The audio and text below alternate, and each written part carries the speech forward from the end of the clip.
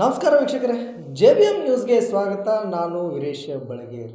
ಇಂದು ವಿಜಯಪುರ ಜಿಲ್ಲೆಯಲ್ಲಿ KV contractors ಅಂದರೆ electrical ಗುತ್ತಿಗೆದಾರರೆಲ್ಲ ಸೇರಿ ಜಿಲ್ಲಾಧಿಕಾರಿಗಳಿಗೆ ಮನವಿಯನ್ನು ಸಲ್ಲಿಸಿದ್ದಾರೆ. ತಿಕೋಟಾ ವಿಭಾಗದ AW ಅಂದರೆ ಸಹಾಯಕ ಕಾರ್ಯನಿರ್ವಾಹಕ ಅಭಿಯಂತರರು ಸರ್ಕಾರದ ರೂಲ್ಸ್ಗಳನ್ನು ಫಾಲೋ ಮಾಡದೆ ಕಾಂಟ್ರಾಕ್ಟರ್ಗಳಿಗೆ ಸಾಕಷ್ಟು ತೊಂದರೆಯನ್ನು ನೀಡುತ್ತಿದ್ದಾರೆ. ಅದೇ ರೀತಿ KVಯನ್ನು ಖಾಸಗೀಕರಣ ಮಾಡುವ ಕುರಿತು ಇದರ ವಿರುದ್ಧ ಪ್ರತಿಭಟನೆಯನ್ನು ನಡೆಸಿ ಜಿಲ್ಲಾಧಿಕಾರಿಗಳಿಗೆ ಮನವಿಯನ್ನು ಸಲ್ಲಿಸಿದ್ದಾರೆ. ಬನ್ನಿ ವೀಕ್ಷಿಸೋಣ.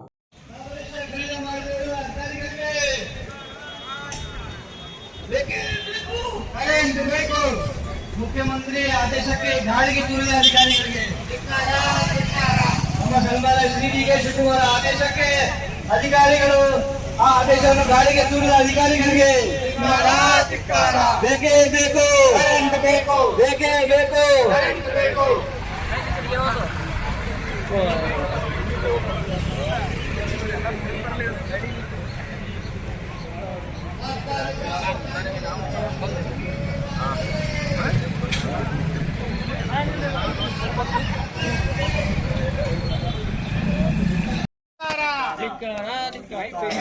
ಗುತ್ತಿಗೆದಾರ ಸಂಘಕ್ಕೆ ಬಕ್ಷಿಸ್ ಪತ್ರ ಹೊಂದಿರುವ ಗ್ರಾಹಕರ ವಿದ್ಯುತ್ ನೀಡಿದ ಅಧಿಕಾರಿಗಳಿಗೆ, ನೋಂದಣಿ ಪತ್ರ ನೀಡದ ಅಧಿಕಾರಿಗಳಿಗೆ, ಅಪೇಕ್ಷಕ ಅಭಿಯಂತರರಿಗೆ, ಎಸ್ಕಾಂ MD ಅವರಿಗೆ,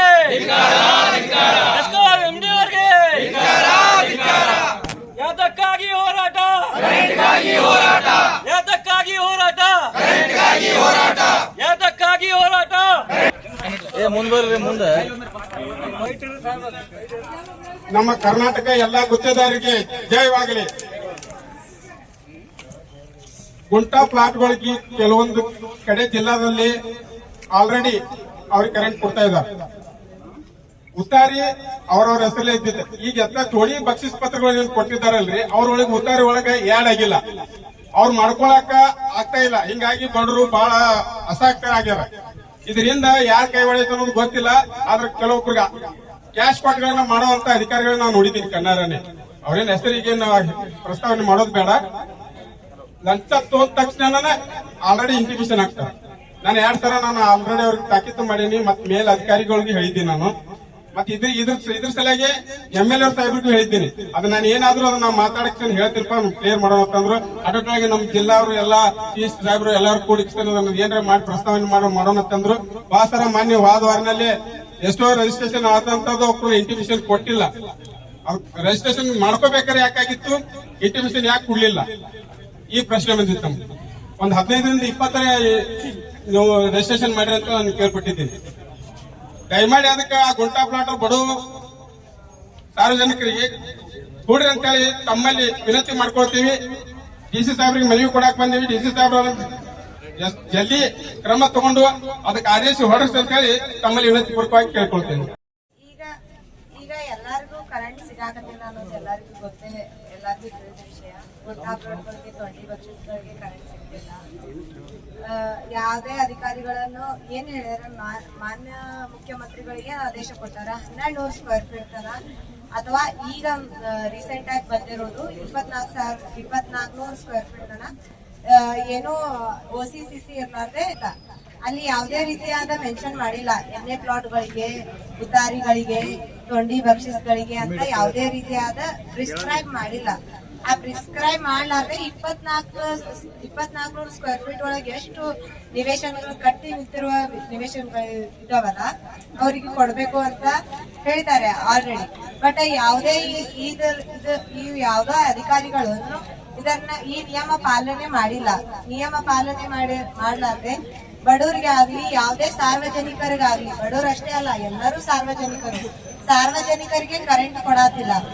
ಈಗ ನಮ್ಮ ದೇಶದಲ್ಲಿ ಎಷ್ಟು 90% ಆಫ್ ಎಲ್ಲಾ ಲ್ಯಾಂಡ್ ಇರೋದು 10% ಆಫ್ ನಮ್ಮ ಭಾರತದ ಶ್ರೀಮಂತ ನಾಗರಿಕರಲ್ಲಿ. ಬಡವರಿಗೆ ಇರುವುದು ಸ್ವಲ್ಪ ಭೂಮಿ, ಇದು ಎಲ್ಲರಿಗೂ ಗೊತ್ತು.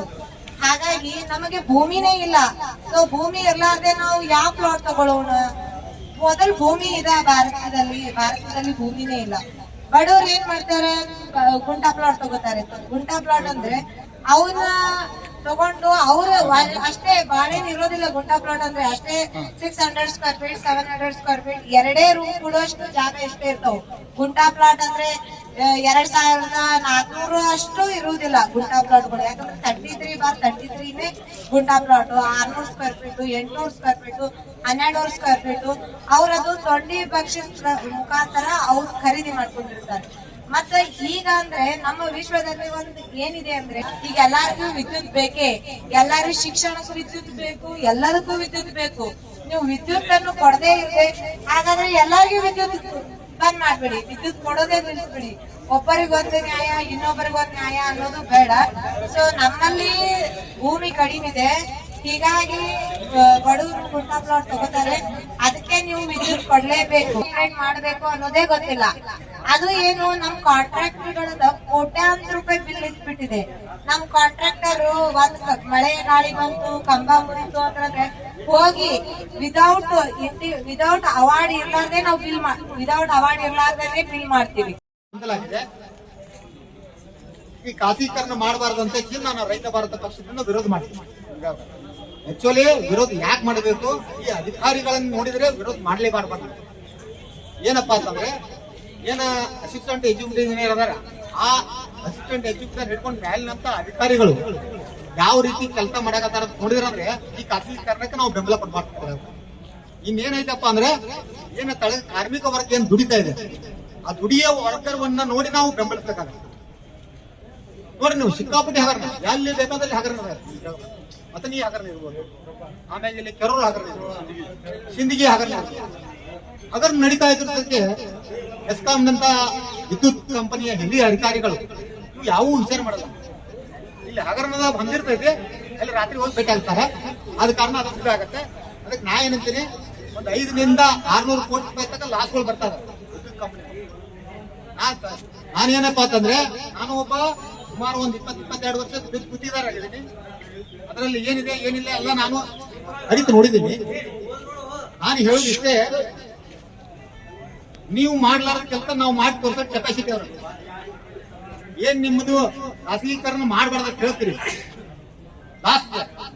ಲಾಸ್ ಬರಬಾರ್ದು ಅಂತ ಏನಂದ್ರೆ ಅಧಿಕಾರಿಗಳು ಕೂತ್ ಪ್ರಾಫಿಟ್ ತರುವ ಕಡೆ ಹೋಗ್ಬೇಕು. ನಿಮ್ ಕಡೆ ನಿಗುದಿಲ್ಲ ಅಂತ ಹೇಳ್ರಿ, ನಮ್ ಕಡೆ ಕೊಡ್ರಿ. ಒಂದ್ ವರ್ಷದಾಗ ನಿಮ್ಗೆ 500 to 600 ಕೊಟ್ರೆ ಪ್ರಾಫಿಟ್ ಮಾಡಿ ಕೊಡ್ಲಿಕ್ಕಂದ್ರೆ ನಾನು ಚಾಲೆಂಜ್ ಕೊಡ್ತೀನಿ. ಯಾಕಂದ್ರೆ ನೀವು ಬರೀ BC ಮೀಟಿಂಗ್ ದಲ್ಲಿ ಇಟ್ಕೊಂಡೇ ಕಾಲ ಹರಿಕಾರ ಮಾಡಿದಾಗ ಹೊರತಾಗಿ ಸಾರ್ವಜನಿಕರಿಗೆ ಏನ್ ಸಮಸ್ಯೆ ಅದಾವ ಏನಿಲ್ಲ ಅನ್ನೋದು ಗೊತ್ತ ವಿಚಾರ ಮಾಡ್ತಾರೆ. ಅಲ್ಲಿ ಕಚೇರಿಯಲ್ಲಿ ಕುತ್ಕೊಂಡು BC ಮೀಟಿಂಗ್ ಮಾಡ್ತೀರಿ. ಒಂದು ಅಧಿಕಾರಿ